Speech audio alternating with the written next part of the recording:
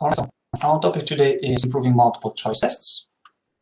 And what is a multiple choice test? It's a kind of test which has several alternatives. So you have to choose one alternative. It's not open-ended. And how do usually students feel when they are told that they will have a test, just a test in general? Usually, this way, they're not happy, especially if the test is difficult or if they're not ready. Or they feel this way if they believe that they're going to fail if they're not ready again. By the way, have you watched this video, the film, the movie? The Saw. It's a thriller. Yeah. It has like 3 or 4 series, if I'm not mistaken. Okay, why do they feel this way? Now, there are 2 main reasons, when students are not ready or the tests are too difficult. But do we still need tests? Or we should totally abandon, we should totally ban them. And we're not going to use this at all. Well, there are some teachers who actually, there are some educators who don't believe in tests. They say that we shouldn't use them at all. Well, they're a minority, but still, there are some teachers who think so. It's true. However, the majority of teachers, they think that we still need tests. We need assessments. Otherwise, students will not work on a regular basis. Unfortunately, students' psychology, no matter how old they are. I remember I worked as a teacher in the evening school. It was secondary higher education.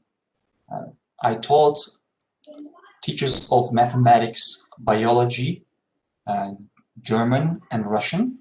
I taught them English. So they were getting another qualification, a teacher of English, because teachers of Russian, biology, and math didn't have enough hours to teach, so they were getting another qualification of English. And when we had tests, kids, they would ask for extra time. Whenever they run out of time,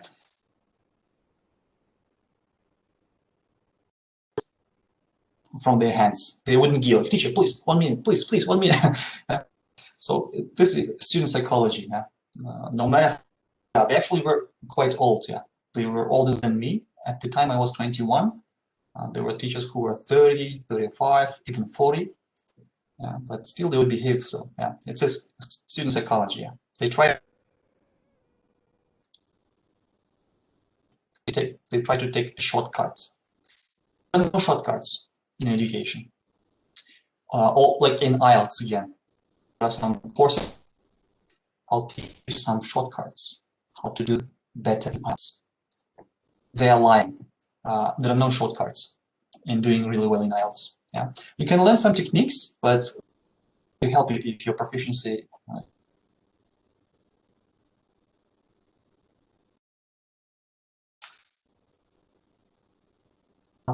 to tests.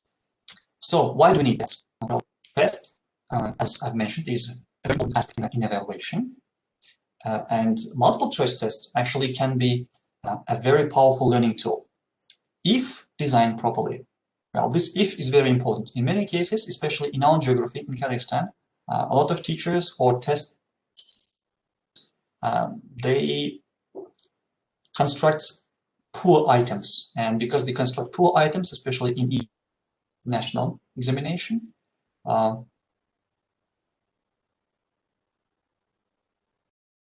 students, even teachers, prejudice against multiple choice tests because the quality is very low. Well, we can deny it, it's true. How to properly, just like IELTS or TOEFL, we actually can learn a lot. In my students, when I was a student, actually I learned a lot from TOEFL. I had a CD, like self-preparation. They had 4 tests, and I would take them, and they would give me feedback. When I made a mistake, a feedback would appear, and it would explain why I made a mistake. why it was wrong. Yeah? So I learned lots of vocabulary at the same time. Yeah. Lexis. I increased my Lexis. All right. What cognitive ability do you think multiple choice items can engage? What is the highest cognitive ability do you think multiple choice can engage? According to Bloom's taxonomy. I think maybe analyzing. Analyzing. Okay. Any other ideas? Applying maybe.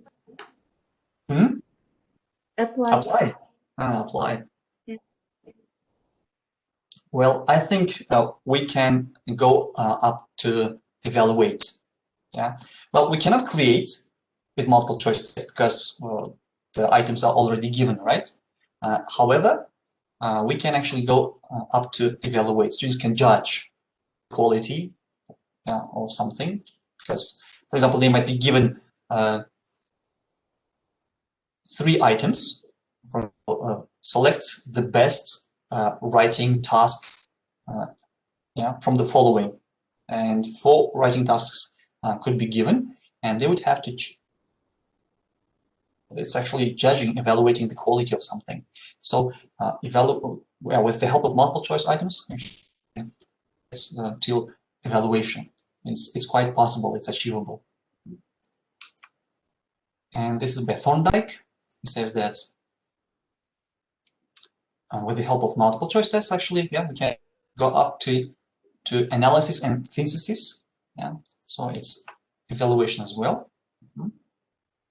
But we cannot do anything. All right. What is a multiple choice item? What does it consist of? Well, it consists of the following elements. First is a stem. Stem is a sentence, is a problem itself. It's a sentence with a gap. Or it might be a question, or it might be a case. For example, in economy faculty, they could give a case. In our faculty, we could be given a case about pedagogy, for example.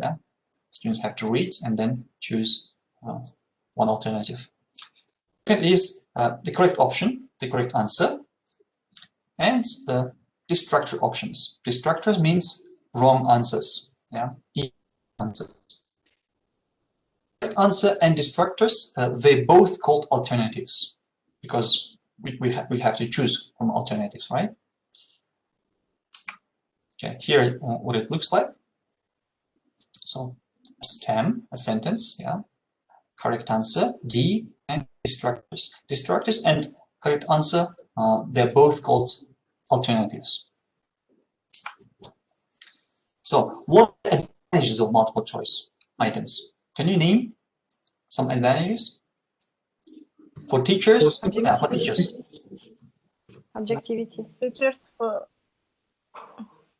Sorry, can you say that again? Easily evaluate. You can easily evaluate. Okay, it's easy to check. It's quick to evaluate. What else?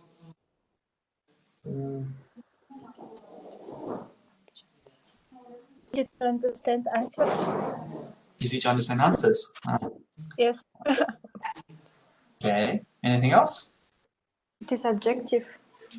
They are objective. Yes. They are objective, because there is no subjectivity, because like in open-ended questions, there is only one correct answer, and that's it.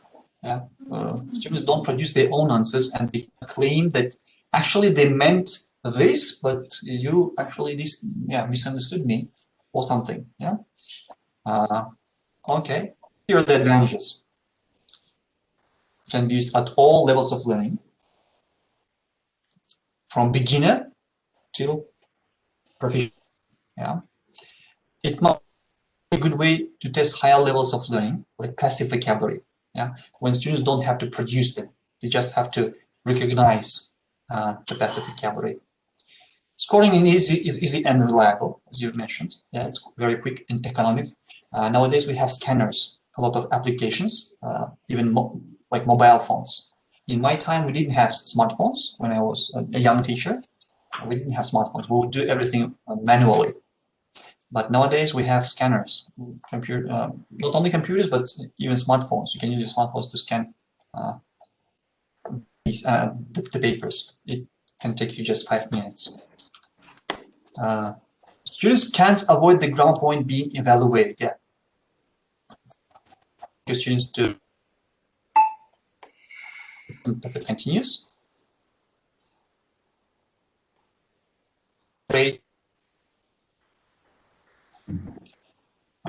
Like in an essay. It's very useful for diagnostic purposes. What does it mean? Well, you can analyze students' mistakes.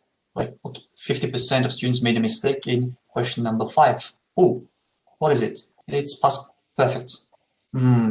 Well, it means that I have to revise past perfect again with my students. I should give excellent instruction. Yeah. Or you could discuss in class. I actually did so when I worked at school. After each test, we would go till the end, like 50 questions. I would ask my students why option B is correct. Yeah, I would ask like, what is the correct answer in question number 2, for example? They would say why? Why did you use B, not C? And that would actually help a lot and work as a revision. Yeah? And it requires less students' time to answer questions, like 50. If it is open-ended question, you can ask maybe 3, maybe 5, like no more than that, because students will have to think and write.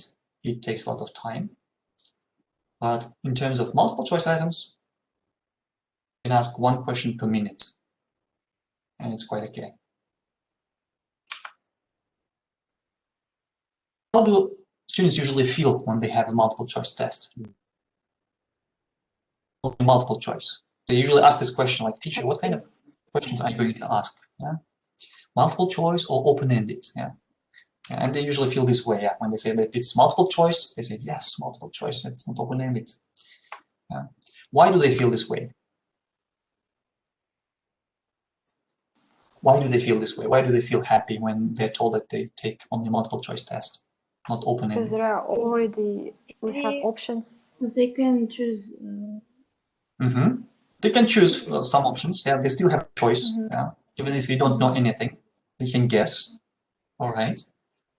Even if they cannot guess, some students can even actually they can cheat. It's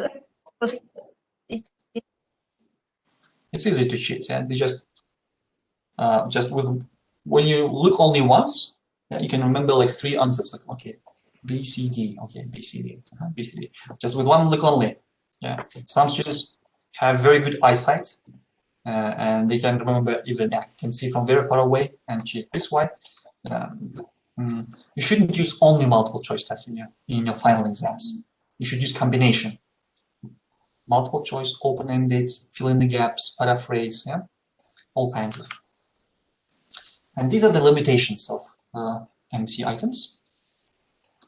It's in many cases it only tests recognition knowledge. Yeah. In history of Kazakhstan, for example, they usually ask questions like this: when did it happen? Who said so? Who was the king or Han and something? Yeah. So they usually ask very easy, like bottom level questions, and they just check only recognition. They don't ask questions like why. Why did it happen? What was the reason? What were the consequences? Yeah. They don't ask questions like this, unfortunately, in many cases. Second, they deny demonstration of knowledge beyond the range of options. Sometimes students want to say more. They know much better. They actually might be very proficient in that field, question, but they cannot say more than just the correct option. Yeah, it limits. Yeah, higher levels of thinking are usually not tested in multiple choice. It's actually depends on the quality of the question, but yeah, in the end, they fail to test higher levels of thinking, unfortunately. They don't ask questions, a lot of questions like why. They just ask questions who, where, and what. Yeah, but they don't ask why questions. Guessing may have a considerable effect, especially if the test is constructed poorly. Students can eliminate wrong answers easily, and they can guess the correct answer. Yeah, backwash may be harmful. If you keep using multiple choice tests only all the time, your students won't be able to produce their speech. If you don't test speaking, if you don't test writing, yeah, they will be able only to take tests, but they won't be able to speak and write, which is very sad. This is why you shouldn't focus too much on MC items. You should also use other techniques, other tests. Cheating may be facilitated, we've mentioned it. And it's very difficult to write successful items. Yeah, it takes a lot of time and effort and skill to write very good successful items. You shouldn't write them just in a day. You should take your time. Yeah, you can construct your test during a month, for example, a month before the final exam at least, because you need to have a look. So you should also show it to your peers, to your colleagues for proof checking. Yeah, may appear too picky. Picky means difficult to choose to students. Sometimes two items are very close in meaning, and they can choose. Like, oh, is it A or B? Like both seem to be correct. They sound correct. Yeah, what should I do? And they usually choose the wrong answer, unfortunately. Yeah, this is the disadvantage of MC items. These are the main disadvantages. Actually, there might be more. These are the main disadvantages. However, we still can use them. Yeah, when you have too many students. For example, if you teach like 100 students or 200 students in the same course, you can use multiple choice. When time is limited for scoring, for Olympiads, for example, or YNT, for example, yeah, you have to produce the answers immediately, just within a few days. This is why they use multiple choice, and it is objective. This is why they use multiple choice again. There is no judgment from a person, from an evaluator. Okay. When you want to test a variety of levels of because in the same test you can ask different level questions: easy, medium, and difficult. You can ask many questions, and because you can ask many questions, you can vary the level of the questions at the same time.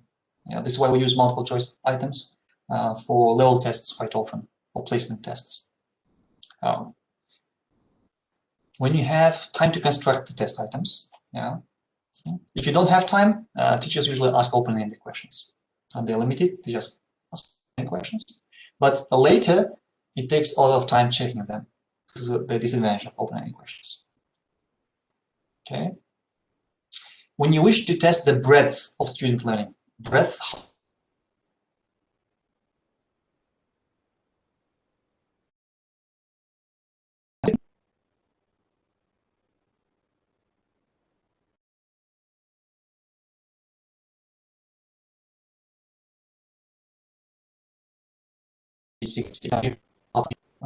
item.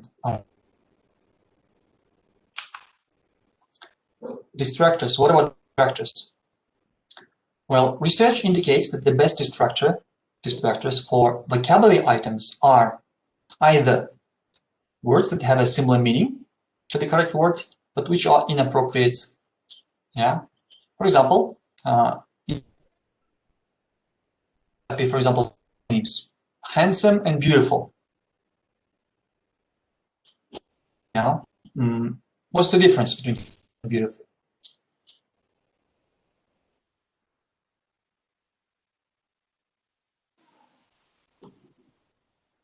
And handsome we use for Male. For males, and beautiful we use for females. Yeah.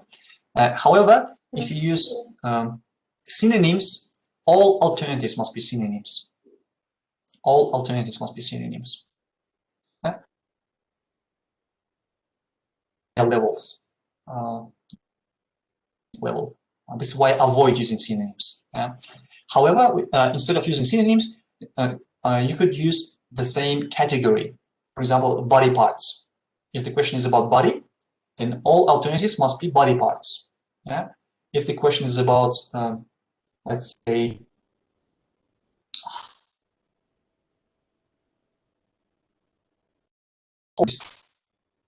be household items, yeah, or furniture, for example. If the,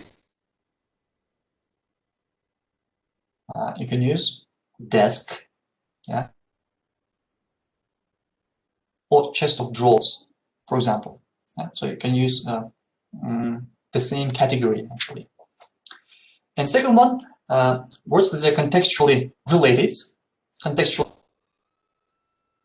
maybe related, but not, they don't fit in the context itself, the meaning. Yeah? For example, this one, flying is quite safe compared to driving. More people die on the roads. So here we have poor destructors. They're too easy, like dirty, bad. Instead, this is an improved version. We could use flying is quite inconvenient compared to driving, which is true, because when you drive, you can drive whenever you want. You don't have to go to the what's called the place where where planes fly. Yeah, you don't the airport. Airports are usually very far from the city.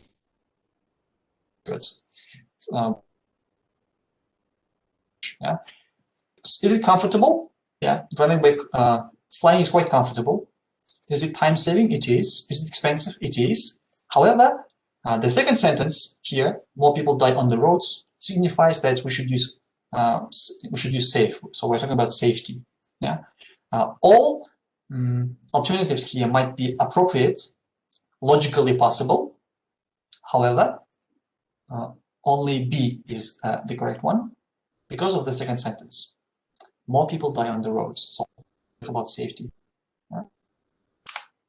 All right. So distractors, wrong answers should be the similar level of difficulty. So if the correct answer is difficult word, like upper intermediate, distractor should also be upper intermediate word. It should be the same part of speech. If it is a noun, all distractors should be nouns. Don't use opposites. Never. If you use opposites, students will notice it. Aha, two opposite words. One of them is the correct answer. And eliminate the other two, and you'll have 50-50 chance. Yeah. And the length should be the same, especially in reading questions, yeah, in reading comprehension. Sometimes the correct answer is very long. Usually it's the correct answer which is the longest. And distractors are very short. Students will, okay, the longest answer, okay, and it is usually the correct one. So this is why I make sure that all alternatives are in the same length. Right? These are the guidelines. So when writing multiple choice items, yeah, take your time, don't hurry. Spread your work across time. So you might develop your tests within a week, at least, yeah, but a week actually is too soon. Usually design tests like 1 month, at least 1 month before the final exam, if it is multiple choice. Write the stem first sentence, then we write correct answer. Because distractors, they depend on the correct answer. It should be the same part of speech, it should be the same difficulty, and it should be the same length. Yeah. And make all the distractors plausible, realistic answers. Don't use something unrealistic. Yeah? As much as possible, of course, as much as possible.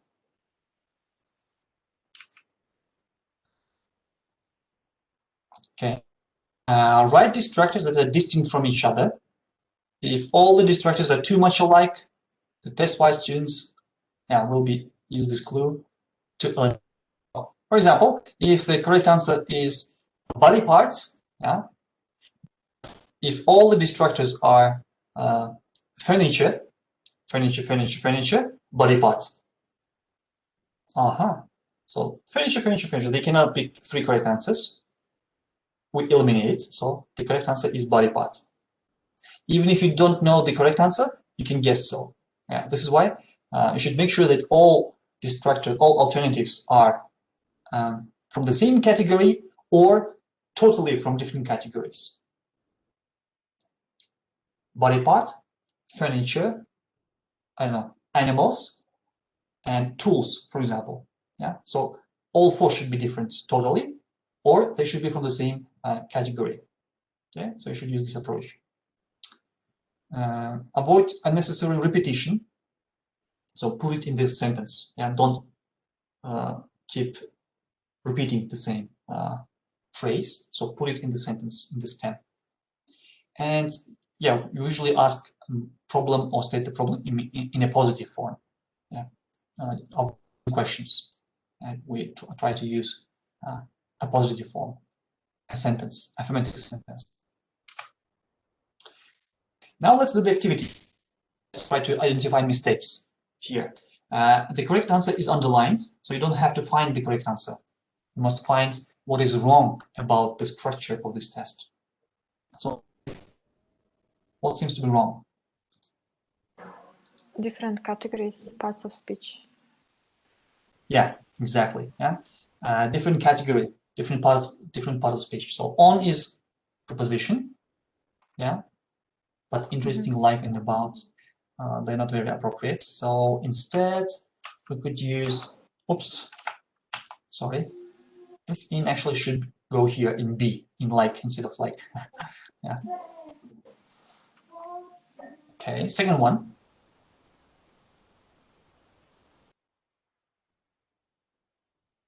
What seems to be wrong with the second one?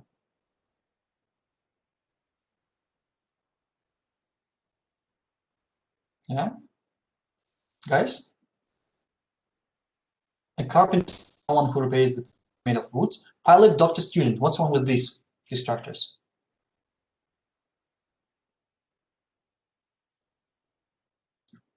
They are too easy to understand. They are international words.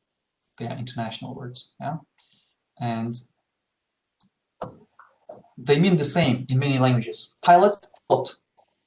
Doctor, doctor. Student, student. Carpenter. Oh. And here we say like someone who repairs things made of wood. Okay. And pilot, he doesn't do it. Doctor, he doesn't do it. Student, yeah, again, he doesn't do it. The carpenter, I don't know what it means, but it must be C. Yeah. So don't use international words. They're too easy. Yeah. Instead, we could use some other professions like blacksmith, yeah, a surgeon, a plumber, for example. Yeah, so more difficult words, more difficult professions. They now in Kazakh or Russian. Yeah, this ring is useless. What seems to be wrong? Teacher, say and is the same. Several correct answers. Here we have several correct answers. Well, the context is not specific. We actually don't know if it is useless, gorgeous. It might be pricey, which means expensive. It might be gorgeous, beautiful. It might be useless. Actually, it depends on situation, and the situation here is not clear.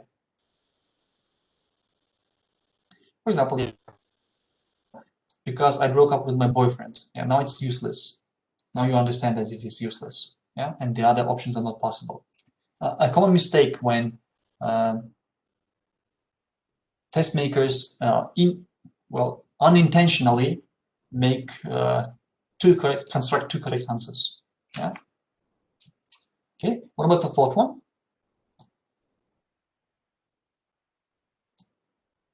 It's a bit like upper intermediate level. I agree with you. I think your suggestion is the best one. Again, there are two correct answers. I do agree with you. You can say I do. I do is used for emphasis, for present simple. Like I really agree with you. I do agree with you. Yeah. So you should replace it. What about the fixed one? They are both some.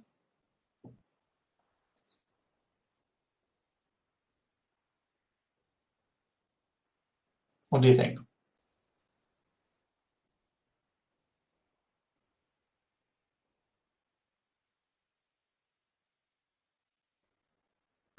Teacher, I think it's too easy. Why? Right? Because it's like they, there it's a different one. There is a pronoun, but some and both are actually not pronouns.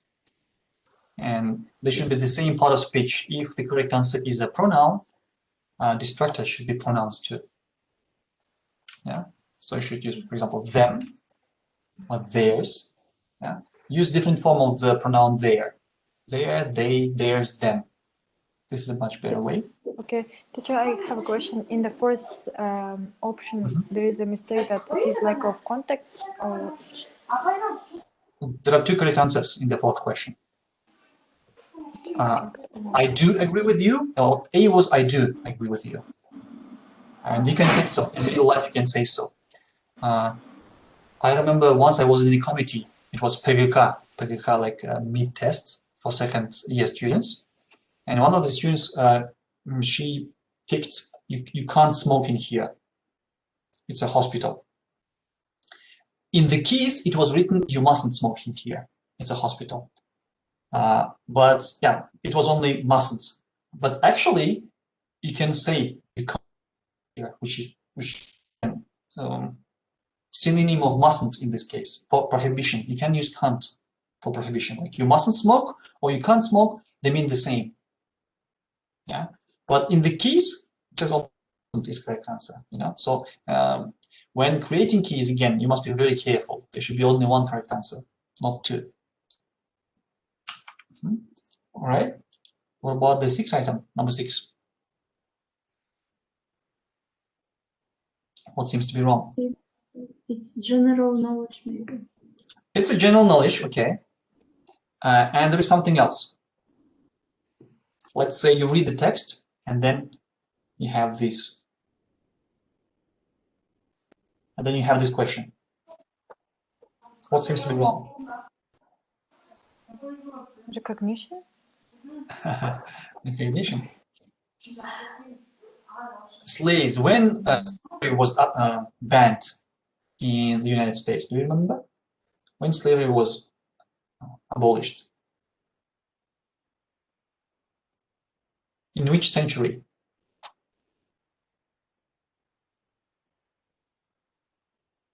Like 2 centuries ago. 2 or 3 centuries ago, it was abolished. I think 2 centuries ago, yeah. But what about Bill Clinton and George Bush? Did they leave 2 centuries ago? No. Bill Clinton. Bill Clinton is still alive. George Bush is still alive, yeah? Yeah. George Bush Jr., actually, yeah, George Bush Jr. They didn't leave 2 centuries ago. This is why B and C options are too easy to eliminate. Yeah, so they're not plausible, they're not realistic. So we should replace them. And I replaced with the presidents who lived at the time, who were close to that time. Yeah. Franklin and Andrew Johnson. Next one. Odd one out. It's a vocabulary question. What seems to be wrong in here?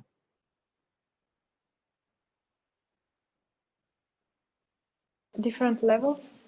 Absolutely, different level. Kind, hardworking, friendly, very easy words. Yeah. And they're positive words. Malicious. I don't know what it means, but it's difficult. And I think it's the correct answer. Okay, malicious. Yeah. So this means bad, cruel, malicious. Yeah. So instead, use more difficult words. Yeah. like generous, conscientious, yeah, and trustworthy. They're difficult words. So conscientious is someone who does his work properly. Yeah, generous, who you can give money freely. Yeah, trustworthy, someone you can trust. Or you can use gullible, for example. Gullible, again, a difficult word that you can use, a higher level word. Gullible is someone who believes everything. If you say that money grows on trees, he'll believe it. Like, oh, money grows on trees. All right, yeah, a gullible person. All right. Question number 8. What's wrong with question number 8? Length. Length. Absolutely right. The correct answer is here is the longest. Yeah. B, C, and D quite shorter. This is what we should replace. We should shorten the correct answer, or vice versa, make distractors longer. So you can choose either way. And what about question number 9? Read the text and answer the question. Which animal drags its prey underwater? This is a real question. This question was asked in NIS, NISH, Nazarbayev Intellectual Schools Olympiad, when it was a committee 2 years ago. And I laughed. I laughed a lot because it's a bad question. Why is it bad? It's too easy to eliminate Absolutely. Why? because lion, wolf are not live in water. Exactly. And hippos, again, they don't eat. They're not carnivores. Yeah, Chichniki, they're not carnivores. They eat grass. Yeah, and it's general knowledge that alligators actually kill their prey and drag them underwater. Yeah, you don't have to read the text. Okay, question number 10.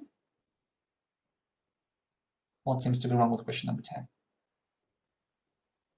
Easy to eliminate A and C option. Why? Or positive. Actually, option should be. it's about structure. It's about structure of alternatives.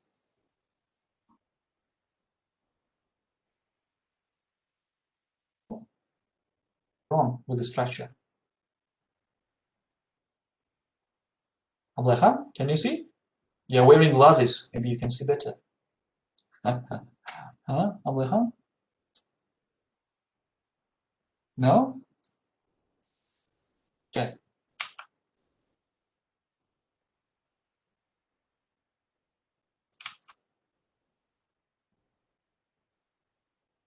Okay, do you understand now?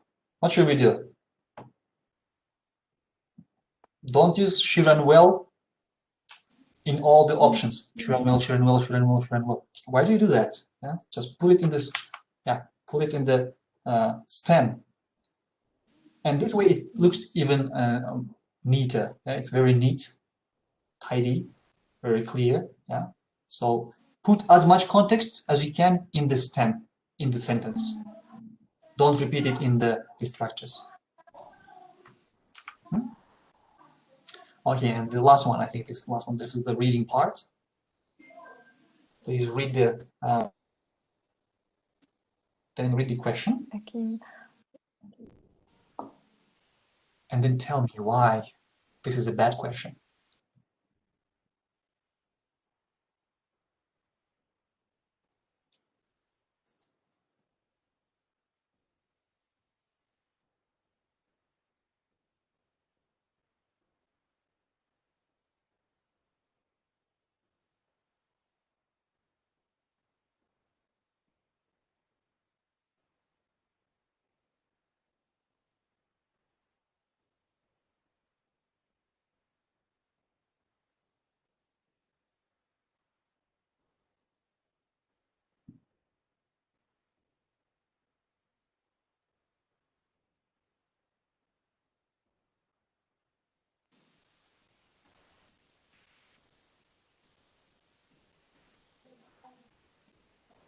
Okay, so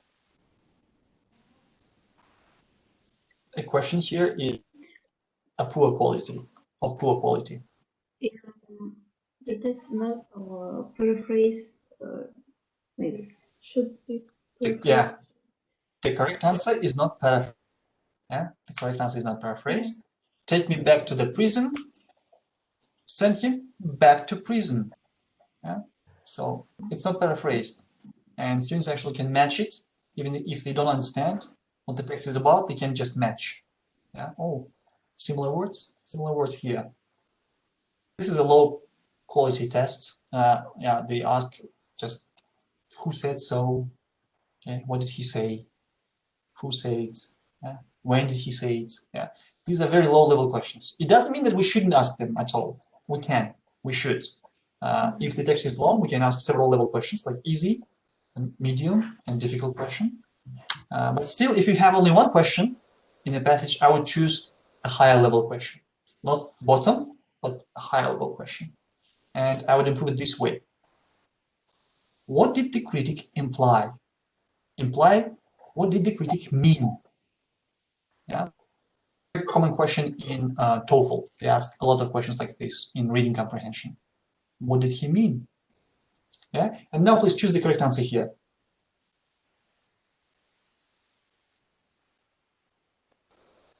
B.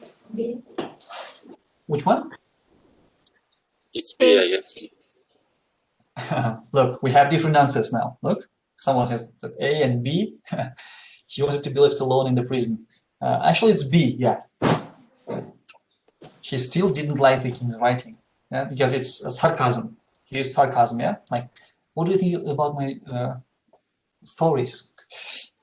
Take me back to the prison. Yeah. So you're not going to like my answer because I still don't like them. Yeah, it's still nonsense. Look, this time it's more difficult to answer. Yeah, so you should ask questions like this. You should paraphrase it. You should ask higher levels of questions like what did he mean? Why did he say so? Yeah. And one more. Yeah. Finish the English proverb, a friend in need.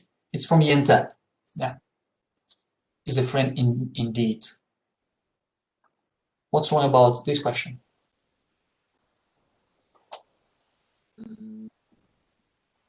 It's clear. It's clear that other options are not possible because they Рифма. don't make any sense. Yeah, they are not. Grammatically they're not correct. Yeah, a friend in need, home is best. Like, yeah, what are you talking about? Yeah, a friend in need are better than one. Again, it doesn't make any sense. Yeah, it's grammatically it's not correct. It's my castle. No. Instead, yeah, you can use this. A friend in need helps you whatever you did.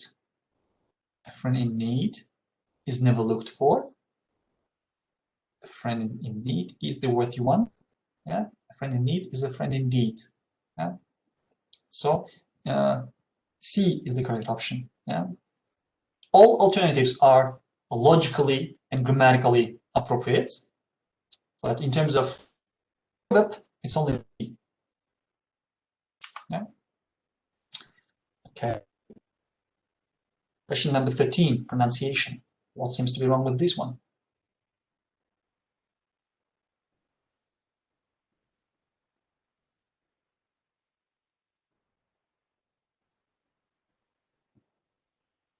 Many, January, laboratory, yellow, mostly. What seems to be wrong with this one? Actually, they are different words, and the many mostly is same. It's pronunciation. It's Y.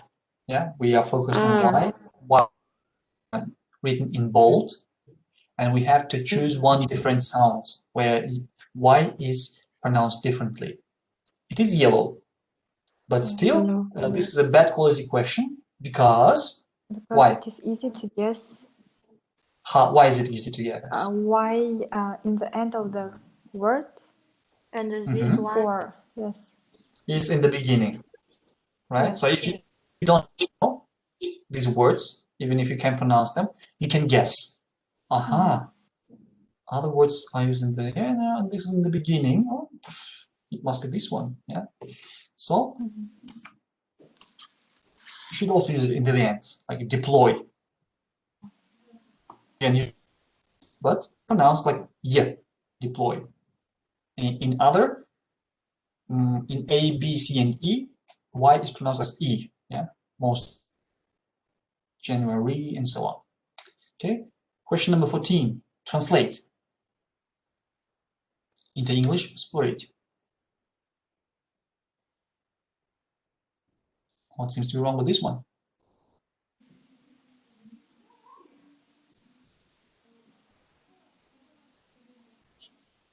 Спорить. Noun. So split is a verb. Yeah. But that sh is used with nouns. Yeah. Then argumentative, it's adjective. Arguable, again, able, it is adjective. Meant is noun. So it must be argue. You can easily figure out that it is argue, just with the help of the suffixes, in other words. Well, this is again a poor quality test. And I would never use translation. Instead, I would use a context. Yeah? It's much better to use a context. Never use translation. Avoid using translation. If you want to use translation, use a sentence, a whole sentence. A whole sentence to translate. And options, alternatives, should also be sentences. Yeah? In this case, they can make some sense. But just one word, translating one word, no. All right. So these are the references that you used. Okay, any questions? In 14th question, so there is a mistake that they are from different categories, yes? Well, they're not different categories, but yeah, somehow, yeah. Or yeah, you can use, for example, you could use different verbs like argue, then invest, for example, yeah, and give up, for example, and another verb, any verb. So if that would make actually much more sense. So we have different verbs, and you have to choose one, the correct one. But still, avoid isolation. Don't use them in isolation. Use them in a context. Use a sentence. Put this argue in a sentence. Yeah, this is the best